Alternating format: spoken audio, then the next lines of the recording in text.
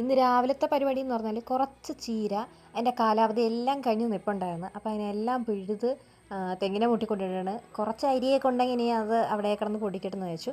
നമ്മുടെ റംബുട്ടാൻ അങ്ങനെ വർഷങ്ങൾക്ക് ശേഷം വിളവെടുത്ത് ചെറുതായിട്ട് തുടങ്ങിയിട്ടുണ്ട്. ഇത് കിട്ടുമെന്നൊന്നും അറിയില്ല കേട്ടോ. എന്നാലും ആദ്യമായിട്ടുണ്ടപ്പോൾ ഒരു സന്തോഷം. ഇന്ന് വെണ്ടയ്ക്ക് ഉപ്പേരി വയ്ക്കാമെന്ന് വെച്ചു. അമ്മ ഇവിടെ മീൻ വൃത്തിയാക്കുന്നുണ്ട്. അമ്മയെ സോപ്പിട്ടിട്ട് വേണം ആ മീൻ പൊരിക്കാനായിട്ട്. ഞാനവിടെ സൈഡിൽ വെണ്ടയ്ക്കയും കൂടെ അരിയുന്നുണ്ട്.